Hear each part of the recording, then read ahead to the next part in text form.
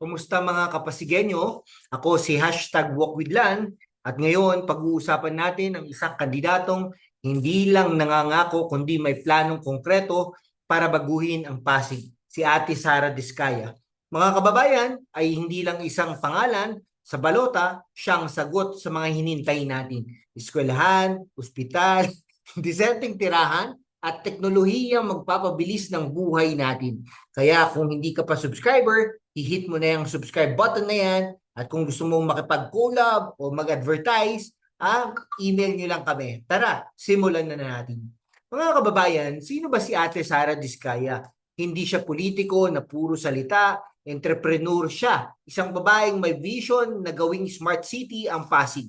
Ano nga ba ang smart city? Imaginein mo, mabilis na serbisyo, digital na pamahalaan, libre wifi at CCTV na magbabantay sa kaligtasan natin.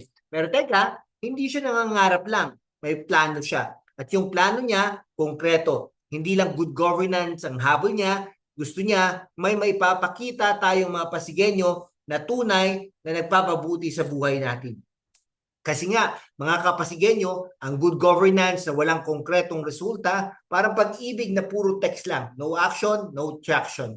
Pasig, maganda ang syudad natin. Pero aminin natin, may mga problema tayo. Traffic na parang pelikula, hindi mo alam kung kailan matatapos. Pagbaha tuwing umulan, na parang audition tayo sa Noah's Ark.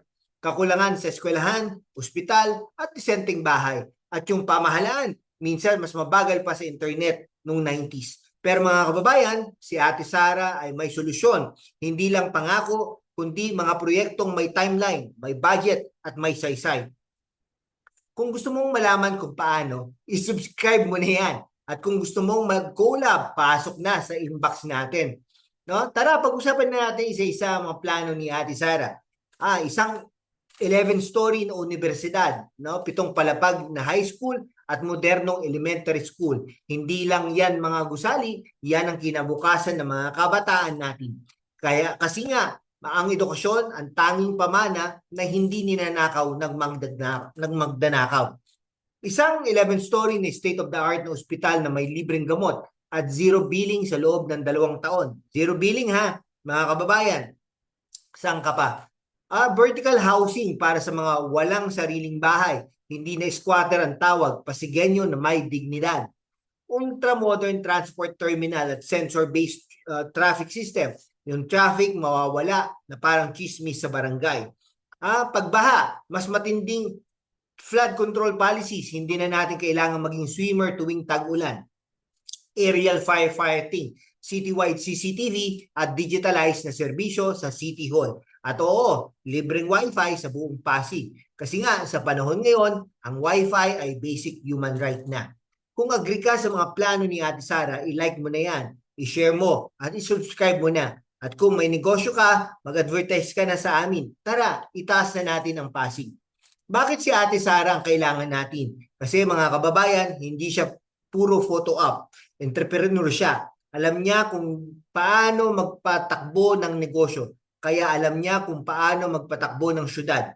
Ang Team Kaya This niya, hindi lang slogan. Ito ang pangako niya na kaya niyang gawin mas maayos ang buhay natin. At teka, hindi siya nangangako ng langit. May timeline siya. May plano at may puso para sa Pasigenyo. Kasi nga, ang politiko na walang plano, parang driver na walang GPS, maliligaw tayo. Mga Kapasigenyo, ang eleksyon ay hindi lang tungkol sa pagboto. Tungkol ito sa pagpili ng kinabukasan natin. Si Ate Sara Diskaya ang kandidatong may konkretong solusyon sa mga problema natin. Kaya naman, kung hindi ka pa subscriber, i-hit mo na yan, subscribe button. I-share mo na itong video na to sa mga kaibigan mo, sa mga kapitbahay mo, kahit sa mga chismosa sa kanto. At kung gusto mong mag-collab o mag-advertise, padala ka lang ng mensahe sa amin. Bukas ang pinto natin para sa mga gustong itaas ang Pasig. Komentuhan mo na rin sa baba anong pinakagusto mong plano ni Ate Sara. Itag mo rin ang mga kaibigan mo. Mga kababayan, ang Pasig ay para sa atin, para sa mga Pasigenyo na nangangarap ng mas magandang bukas. Si Ate Sara Diskaya ang kandidatong magdadala niyan. Kaya naman, isubscribe mo na, i-like mo na, at i-share mo na. At kung gusto mong maging bahagi ng pagbabago, mag-collab tayo, mag-advertise tayo. Salamat mga kapasigenyo at magkita-kita tayo sa susunod na video. Pasig, kaya natin ito.